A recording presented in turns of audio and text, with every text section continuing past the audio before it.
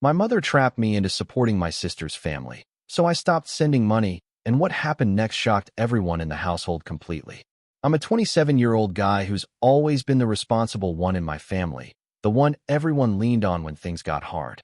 From the moment I graduated college, I felt this unspoken expectation to handle everything: rent, bills, groceries, while my younger sister, Jenna, floated through life like she had no responsibilities at all. My mom constantly praised her, calling her the golden child, telling me how proud she was of Jenna's charm and accomplishments, while my own sacrifices went quietly unnoticed. It was exhausting, but I told myself it was part of being a good son, part of being the one who held the family together. After Jenna got married and had kids, the burden only multiplied. She called constantly, asking for help with groceries, diapers, or unexpected bills. "It's just for a little while," she'd say, her voice full of that practiced sweetness, and I'd nod along, already pulling money from my own meager savings. I was juggling 2 jobs, sometimes 3, barely scraping by myself, yet I always set aside a portion of each paycheck for emergencies, or what my mom framed as emergencies. She had this way of guilt-tripping me subtly, mentioning all I owed the family for sacrifices I'd made growing up, reminding me that I was lucky to be their support system. I justified it as duty. I thought loyalty meant putting myself last, sacrificing my hobbies, nights out, even weekends, to make sure they never went without. Friends noticed my exhaustion, asking why I never treated myself, but I just smiled and said, "It's family." I told myself it was temporary, that one day Jenna would be independent, her kids would grow up, and maybe someone else would take the weight off my shoulders. That pride of being dependable, being the one they could always count on, felt good, almost sacred. I had no idea then that this was only the beginning, that my willingness to sacrifice would become a tool, not a compliment. And deep down, I sensed a quiet tension, like the calm before a storm I couldn't yet see. Things started getting heavier after a couple of years. Every month, it was a new list. Jenna's car needed repairs, the kids' school trips required cash, her husband's bills somehow slipped through. I was already stretched thin, juggling overtime shifts, barely keeping my own apartment together, but I kept sending money. My mother would call afterward, her voice calm but sharp, saying things like, "You're strong, you can handle it," or "Jenna needs you." Family always looks out for each other. And there it was again, the subtle guilt, the reminder that I was somehow indebted for being born the responsible one. I remember evenings sitting at my tiny kitchen table, staring at my laptop, adding up how much I'd already given, my fingers trembling slightly. The hum of the heater, the smell of takeout I couldn't afford to cook, the dull buzz of my phone filling with texts, it all pressed down on me. Jenna would text sweetly, "Thanks for always being there. We don't know what we'd do without you," while her kids played in the background, laughter ringing through speakers, oblivious to the pressure I carried.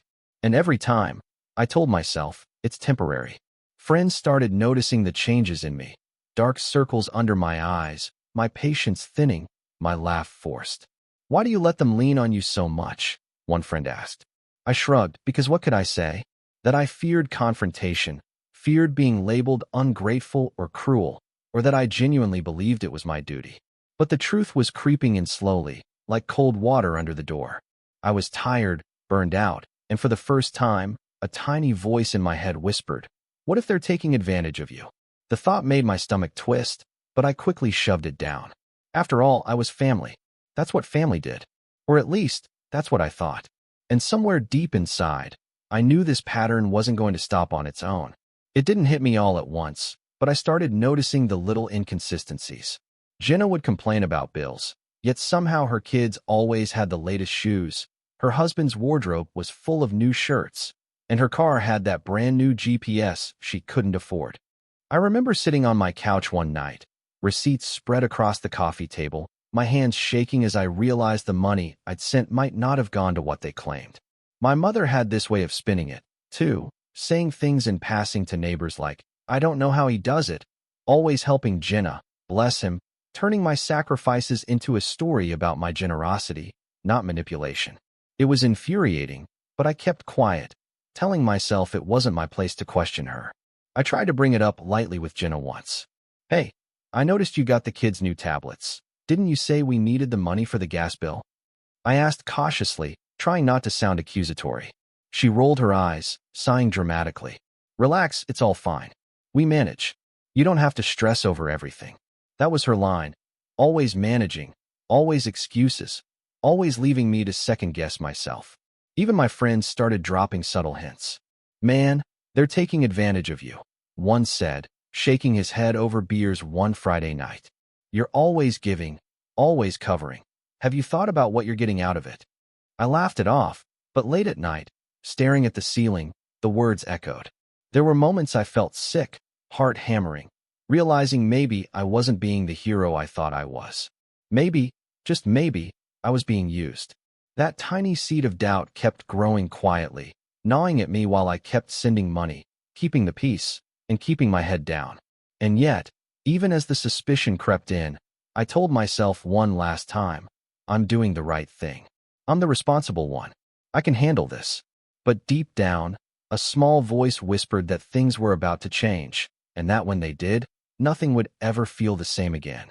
One night, after transferring yet another chunk of money for some emergency Jenna had cooked up, I just froze. My bank account was nearly empty, my own rent was due, and my stomach felt like it was twisting itself into knots. I remember staring at the ceiling, the hum of my apartment's heater loud in the silence, and thinking, I can't do this anymore.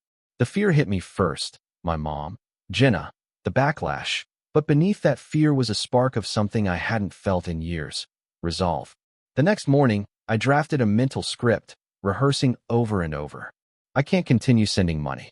I need to focus on my own life. You'll have to manage on your own from now on. Saying it aloud in my head felt surreal, almost impossible. I pictured the confrontation, imagined my mom's disapproval, Jenna's irritation, their guilt trips, and still, I felt ready. That night, I took my first real step. I blocked Jenna's urgent texts temporarily, leaving her to stew in silence. Almost immediately, my phone buzzed with calls from my mom. Calm on the surface, but sharp underneath. What are you doing? She said, her voice deceptively even. You can't just, your family. They need you. I paused before replying, heart pounding, fists clenching. I've been handling things for too long. It's time they take care of themselves. I didn't know if I had the right to feel proud or terrified. It was both at once. By the end of the night, the house was in chaos from my silence alone. Jenna's messages kept piling up, her tone growing desperate, my mother's words increasingly pointed. And for the first time in years, I felt a flicker of freedom, tinged with the terrifying knowledge that the storm I'd just started was only beginning. The next morning, I felt the fallout immediately. My phone wouldn't stop buzzing. Jenna's texts were frantic, her words sharp and pleading. Why are you doing this? We're in trouble. I could hear the desperation behind her carefully practiced calm, the way she tried to guilt me even as her kids played in the background. My mom called too, calm on the surface, but with an edge that made my stomach turn. You're being selfish, she said, her tone almost accusing me of cruelty. Family looks out for each other, and right now, you're failing them. I sat in my apartment, the dull hum of the fridge and distant traffic outside filling the silence between calls and messages. I could feel the weight of their anger pressing down on me, yet for the first time, it didn't make me budge. I reminded myself of every late night, every skipped meal, every sacrifice I'd made to keep them afloat. I was exhausted, yes, but I was also finally seeing the situation clearly. Jenna's husband even called, his voice tight with disbelief. Man, you're really doing this, he said. You're leaving us high and dry? I swallowed, steadying my own trembling hands. I've been doing this for years. It's time you take responsibility. I replied, the words heavier than I expected. There was a long silence on the other end, filled only with the faint sounds of a child crying in the background. By the end of the day, the household was a mess. Arguments erupting, tempers flaring, my mom pacing and muttering under her breath. For the first time, they realized I wasn't going to be their safety net anymore. And though part of me feared the chaos I'd unleashed, another part of me, quiet, steady, felt alive, knowing I'd finally drawn a line that could not be crossed. But even as I felt that flicker of empowerment, I couldn't shake the creeping dread that this storm was far from over. It hit me like a punch to the gut a few days later. While reviewing my bank statements, just to double-check I hadn't made a mistake. I saw it. A separate account, one I'd never known about, with hundreds of dollars moving in and out, purchases, bills, subscriptions, all under my mom's and Jenna's names. They had been covering luxuries and blaming me for every emergency I thought I was rescuing them from. My hands shook, my chest felt tight, and I stared at the screen, unable to breathe. The realization cut sharper than any argument. I had been funding indulgence, not necessity. The next confrontation was inevitable. I called Jenna first, keeping my voice calm, forcing myself not to explode. "I know about the other account," I said, the words tasting bitter. Silence. "Then, what are you talking about?" Her voice quivering slightly, though trying to sound casual. I could almost hear the panic rising on the other side. I laid out what I'd seen, the transactions, the patterns, every detail I had meticulously gathered. When I told my mom, her voice faltered, an edge of irritation creeping in. "It's complicated. You don't understand," she said, as if she hadn't spent years manipulating me. I realized in that moment that the system I had been upholding, the sacrifices, the endless giving, wasn't about family loyalty. It was about control. The household erupted into chaos over the next few days. Jenna yelled at her husband, blaming him for the oversight, while my mom muttered under her breath about ungrateful children. Their world was spinning, and for the first time, I wasn't the one trying to patch it together. But even with this vindication, I felt a strange mix of fear and exhilaration. I had exposed their deception, but I also knew this revelation would only intensify their pushback. And deep down, I sensed that the hardest, darkest part of this storm, the emotional low, the rock bottom, was still ahead of me. After exposing the secret account, I thought I'd feel relief. I didn't. Instead, I felt hollow, drained, and more alone than ever. My phone kept buzzing with angry texts, Jenna pleading one moment, screaming the next, her husband backing her up, my mom calling constantly, trying to guilt-trip me into forgiving and forgetting. Every message cut deep, twisting my stomach into knots. I barely slept, and when I did, it was filled with nightmares of being chased through apartments I could never afford, drowning in money I had already lost to their greed. Sitting on my couch one night, I could barely look at myself in the mirror. Dark circles under my eyes, my shoulders tight, my hands shaking slightly. I didn't recognize the person I'd become. The apartment smelled faintly of takeout, my half-drunk coffee cold on the counter, and the hum of the heater felt oppressive. I kept replaying every sacrifice I'd made, every dollar, every late night, every skipped weekend. And I realized something terrifying. None of it mattered to them. My loyalty, my efforts, they had only been a tool to control me, and now, even the truth hadn't restored my place in the family. I called a close friend, voice cracking as I admitted, "I don't know if I can keep doing this. I feel like I've lost everything." There was a pause on the other end before he said, softly, "Maybe you need to let them deal with the consequences themselves." His words hit me like ice. Could I really step back? Could I let the family I'd carried for years flounder without me? That night, I sat on the floor, staring at the muted TV, Jenna's desperate texts piling up, my mom's calls unanswered, and I finally admitted it to myself. I had hit rock bottom. The weight of years of manipulation and sacrifice crushed me completely. And yet, deep inside, a small, stubborn spark whispered that this low, this absolute worst, was exactly what I needed to start reclaiming my life. After hitting rock bottom, I decided to stop reacting. No more angry texts, no more pleading calls, no more explanations. I let my phone sit silent on the counter, notifications piling up, and I just watched. It was terrifying at first, hearing the constant buzz of my mom's voice messages, Jenna's frantic texts, and even her husband's half-angry, half-confused calls. Every ping made my heart race, but I resisted. I had to see what would happen if I stopped being their safety net. The shift was almost immediate. Jenna began yelling at her husband over the phone about missed payments, her voice sharp and desperate. My mom started pacing the house, muttering under her breath about, "How could he do this? An ungrateful son." I could practically feel the tension radiating from their walls, even though I wasn't there. It was surreal, like watching a slow-motion collapse of the world I had helped prop up for years. Neighbors started noticing, too. Through half-open blinds, I could see my sister's children quiet and tense, sensing the arguments between adults. I smelled burnt toast from the kitchen one morning. Jenna had forgotten breakfast in the chaos. I heard the slammed doors, the muffled shouts, the tension that was impossible to ignore. And through it all, I felt something I hadn't in a long time: calm. The weight of responsibility had lifted, replaced with a strange mix of fear and empowerment. I realized that the chaos I had feared was not my doing. It was the natural consequence of their dependence finally colliding with my boundaries. Yet even as I watched them scramble, my chest tightened. I knew this was just the beginning. Their panic, their confusion, their unraveling. It would only grow, and I had no idea how far they'd go to try to pull me back in. And deep down, I felt a chilling certainty that the next confrontation would change everything permanently. Eventually, I realized I couldn't just watch forever. I had to face them directly. I called a family meeting, my voice steady even as my heart pounded. "We need to talk," I said, and for the first time in years, I didn't flinch or apologize. My mom's face tightened immediately, Jenna's eyes flicked to me with suspicion, and her husband leaned back in his chair, looking almost guilty. I could feel the tension thick in the room, like a storm cloud pressing down, waiting to explode. I laid everything out calmly, facts first. "I've been covering expenses for years. I just found the separate account.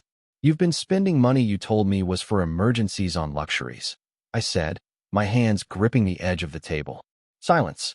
Then Jenna sputtered, "It's not like that. We didn't know what you'd do." I didn't raise my voice. I just kept repeating the numbers, the transactions, the patterns. My mom tried her usual manipulation, her voice soft but sharp. "You don't understand. We've had no choice. We needed you." But this time, I didn't flinch. I could see the cracks in her composure, the guilt hiding behind defensiveness. Jenna's husband didn't defend her. He just looked down at his hands, quietly acknowledging the truth he had never admitted. The room felt heavy, suffocating, but also clear, like someone had finally pulled back a veil. My words hung in the air, undeniable, facts impossible to twist. Extended family who had been quietly observing all along started whispering support from the background, reinforcing what I'd been too afraid to claim for myself. By the end of the confrontation, I felt a mix of relief and exhaustion. The household's balance had shifted, the control they once had over me finally slipping. But even as I left the room, a quiet tension lingered, a reminder that while clarity had been achieved, the fallout, and their reactions, were far from over. The days after the confrontation were surreal. My phone still buzzed constantly, but I didn't answer half the calls. I watched from a distance as my mother and sister scrambled to cover bills they had assumed I'd pay, their arguments erupting over the smallest mistakes. It was almost shocking to see them flounder without me. The world they'd relied on me to hold together was collapsing on its own. I could hear Jenna yelling at her husband over the phone, panic in her voice, my mom pacing while muttering under her breath. It was chaos, but it wasn't mine to fix anymore. For the first time in years, I focused on myself. I paid my own rent without anxiety, bought groceries without budgeting every penny for someone else, and even took a weekend to just breathe. The apartment smelled like fresh coffee. The hum of the heater felt comforting instead of oppressive, and I slept through the night without a single worry about someone else's financial emergencies. Small luxuries I'd long ignored, a hot meal, a movie, a late-night walk, suddenly felt like permission, like reclaiming pieces of a life I had sacrificed for too long. Even when Jenna tried to guilt me, I stayed firm. "I've done enough," I told her, my voice steady. "It's time you handle your own household." Her frustration was clear, her desperation palpable, but I didn't flinch. My mother, too, seemed quieter now, perhaps realizing for the first time that her influence over me had diminished. It wasn't easy, small pangs of guilt still hit me, but for the first time, I felt a flicker of peace. I wasn't their crutch anymore. And in that quiet freedom, I realized something profound. Boundaries weren't cruel, they were survival. But even as I savored this small victory, a part of me knew the household wouldn't let go quietly. The storm of their reaction was far from over. It didn't take long for the full impact of my decisions to hit the household. My phone rang constantly with angry voices, frustrated accusations, and desperate attempts to guilt me into compliance, but I stayed silent. I could hear Jenna shouting at her husband over something trivial, the tension in her voice sharp and unrelenting. My mom's mutters about ingratitude and family loyalty grew more pointed, yet there was something different this time, an undercurrent of fear. They realized, finally, that I wasn't coming back to save them. Even extended family started noticing. Quiet whispers, concerned glances at gatherings, subtle nods when I walked by. It was as if everyone had been waiting for someone to stand up, and now they were witnessing it firsthand. Jenna's husband eventually admitted, quietly, almost ashamed, that he should have been contributing all along. My mom, in her rare moments of reflection, muttered a tense, "I understand." A recognition without apology, but recognition nonetheless. I watched from a distance, feeling a strange mix of vindication and disbelief. The people who had relied on me for so long, manipulated me emotionally, and taken my sacrifices for granted were scrambling to adjust. Every slammed door, every panicked call, every heated argument reminded me that the balance of power had finally shifted. For the first time, I felt truly untouchable within my own boundaries. They could rage, plead, even attempt manipulation, but I had claimed control over my life, my finances, and my mental space. And the realization settled in like a weight lifting. The household would never see me the same way again. But even as I felt that quiet triumph, I knew this upheaval had changed everything permanently. They were shocked, humiliated, and forced to confront truths they'd avoided for years. And somewhere deep down, I knew that this moment, their disbelief, their panic, their forced self-reflection, was the final confirmation that I had finally reclaimed my life. After weeks of chaos, silence became my loudest ally. I stopped responding to desperate calls and frantic texts unless absolutely necessary. And in that space, I began to breathe again. My apartment, once a cramped box of obligations, became a sanctuary. The hum of the heater felt comforting, the smell of freshly brewed coffee grounding, and even the faint sounds of the city outside no longer pressed down on me. They were just background noise to a life I finally controlled. I took back my finances, my evenings, my weekends. I cooked meals I wanted, bought things I denied myself for years, and started to dream again. Not for anyone else, but for me. The occasional pangs of guilt hit, but they were softer now, easier to manage, and I reminded myself that this was self-preservation, not cruelty. My sister and mother eventually stopped texting as urgently, their panic giving way to grudging acceptance. I could feel the tension dissolve, slowly, as they realized the consequences of their manipulation were permanent. Therapy helped me process everything, how years of sacrifice, manipulation, and guilt had shaped me, and how boundaries were not just necessary, but life-saving. I began to understand my worth beyond being the family's ATM or emotional crutch. I realized that love and loyalty didn't mean losing yourself, and that standing firm wasn't betrayal, it was empowerment. The most unexpected reward was peace. I didn't need anyone to validate me, I didn't need approval, and I didn't have to carry burdens that weren't mine. My mother and sister learned a harsh lesson about dependence, manipulation, and entitlement, but I emerged with clarity, strength, and dignity intact. And as I sat quietly in my apartment one evening, sipping coffee and watching the sun dip behind the skyline, I finally felt whole, free, unshackled from the weight of others' expectations. I had finally reclaimed my life, and nothing they could do would take it away.